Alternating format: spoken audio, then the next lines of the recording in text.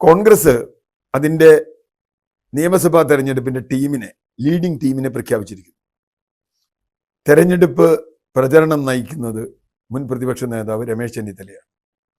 കൂടെ ശശി തരൂർ ഉണ്ടാവും, ഷാഫി പറമ്പിൽ ഉണ്ടാവും, മാനിഫെസ്റ്റോ ടീമിൽ ബെന്നി ബെഹനാൻ ഉണ്ടാവും, IB ഈഡനുണ്ട്, കുറേ ആളുകളുണ്ട്. ഈ പ്രഖ്യാപനം യഥാർത്ഥത്തിൽ കോൺഗ്രസിന് വളരെ നല്ലതെന്ന് വിചാരിക്കുന്ന ഒരാളാണ് ഞാൻ. കോൺഗ്രസ് ഒരു ജനാധിപത്യ പാർട്ടിയാണ്. അവിടെ എല്ലാ കാലത്തും അവർ തുറന്നു പറയും, മത്സരമുണ്ട്, ഗ്രൂപ്പുണ്ട്, പടിപിടിയുണ്ട്, മുഖ്യമന്ത്രി ആവാൻ ആൾ കൂടുതലുണ്ട്. CPM അത് പറയുന്നില്ല എന്നുള്ളൂ. BJPയിലും ആളുകൾ അവിടെ അടിക്കൊക്കെ ഉണ്ട്. പിന്നെ ഒരാളെ പേടിച്ചിട്ട് ബാക്കിയുള്ളവരും ഉണ്ടായിരിക്കുന്നതാണ്. CPM പിണറായി വിജയനെ പേടിച്ചതുകൊണ്ട് ബാക്കിയുള്ളവർ പറയാതിരിക്കുന്നത്. എന്നിട്ടും കുറെ ആൾ പറയുന്നുണ്ട്, കുഞ്ഞികൃഷ്ണനെ പോലെ. അപ്പൊ യഥാർത്ഥത്തിൽ ജനാധിപത്യം ഇല്ലാത്തതുകൊണ്ട് അവർക്കൊന്നും പറയേണ്ട കാര്യമില്ല. അടക്കി വയ്ക്കും, ഒരു തവണ പൊട്ടിത്തെറിക്കും. കോൺഗ്രസിൽ അങ്ങനെയല്ല. അപ്പൊ ആരായിരിക്കും കോൺഗ്രസിന്റെ മുഖ്യമന്ത്രി എന്ന വലിയ ചോദ്യം എന്ന് ചോദിച്ചുകൊണ്ടിരിക്കുക. മുമ്പ് ഇന്ദിരാഗാന്ധി ഭരിച്ചിരുന്ന കാലത്ത്, ഇപ്പൊ മോഡി ഭരിക്കുമ്പോഴും നിങ്ങളുടെ പ്രധാനമന്ത്രി ആരാ എന്ന് ചോദിക്കുക. കാരണം എന്താ? മോഡിയാണ് സർവാധിപതി. അതുകൊണ്ട് മോഡിക്കെതിരായി നിൽക്കാൻ ആളില്ല, അതുകൊണ്ട് മോഡി മതി എന്ന് പറയിപ്പിക്കാനുള്ള ഒരു പ്രചരണ തന്ത്രമാണ് മോഡി പയറ്റുന്നത്. അതേ പ്രചരണ തന്ത്രമാണ് ഇവിടെ ഇദ്ദേഹം പയറ്റുന്നത്, പിണറായി വിജയനും പയറ്റുന്നത്. പിണറായി വിജയൻ അല്ലാതെ വേറെ ആരാ നിങ്ങളുടെ മുഖ്യമന്ത്രി സ്ഥാനാർത്ഥി? അങ്ങനെയൊന്നും പറയണ്ടേ. അദ്ദേഹം തോറ്റാൽ, അദ്ദേഹത്തിന് ആരോഗ്യപരമായ പ്രശ്നം വന്നാൽ, വരാതിരിക്കട്ടെ, വന്നാൽ മനുഷ്യനല്ലേ, ആരായിരിക്കും നിങ്ങളുടെ മുഖ്യമന്ത്രി എന്ന് ചോദിച്ചാൽ നിങ്ങൾ എന്ത് പറയും? അത് പറയില്ല. അപ്പോൾ കോൺഗ്രസിലുണ്ട്.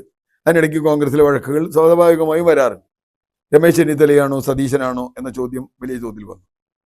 സ്വാഭാവികമായും അത് നിയമസഭ കഴിയുമ്പോൾ തീരുമാനിക്കും. അവർക്ക് ഹൈക്കമാൻഡ് ഉണ്ട്, അതൊക്കെ ചെയ്യട്ടെ, ഞാൻ പറഞ്ഞതല്ല. പക്ഷെ ഒരു ടീമാണ് കോൺഗ്രസിന്റെ ഈ കാര്യത്തിൽ തീരുമാനിക്കപ്പെടുന്നത്.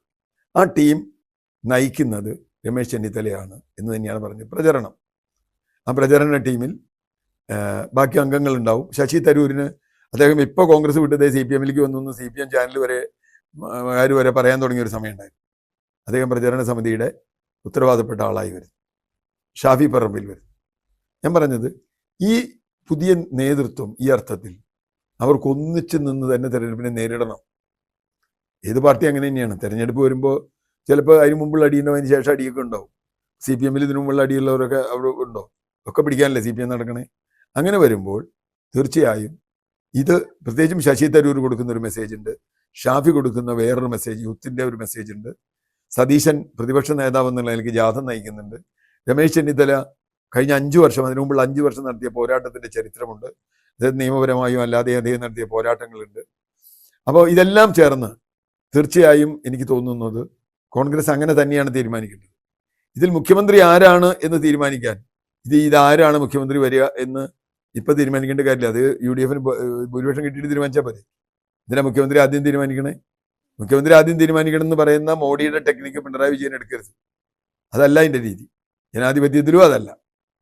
അങ്ങനെ വന്നാൽ തീർച്ചയായും ഒരു കൂട്ടായ നേതൃത്വം കോൺഗ്രസിന് ഉണ്ടാവുകയും അത് ഒരുമിച്ച് മുന്നോട്ട് പോവുകയും ചെയ്താൽ UDFന് വളരെ ഗുണകരമായിരിക്കും. അത് പ്രത്യേകിച്ചും ലീഗ് പോലെയുള്ള സഹായികളായ സംഘടനകൾ, അവരാണല്ലോ പിന്നെ കൂടുതൽ വോട്ടുള്ള ആളുകൾ.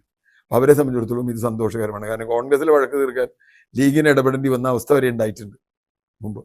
അതുകൊണ്ട് ഇത് മുന്നോട്ട് പോട്ടെ. കൂട്ടായ നേതൃത്വം എന്ന് പറയുന്ന ഒരു തെറ്റായ കാര്യമാണെന്ന് എനിക്ക് തോന്നുന്നില്ല ഏത് കാര്യത്തിലും. അതിൽ ഫസ്റ്റ് അമംഗ് ഈക്വൽസ് എന്ന് പറഞ്ഞ ഒരാൾ വരും. അതാരാണെന്നുള്ളത് തെരഞ്ഞെടുപ്പ് കഴിയുമ്പോൾ തീരുമാനിക്കും.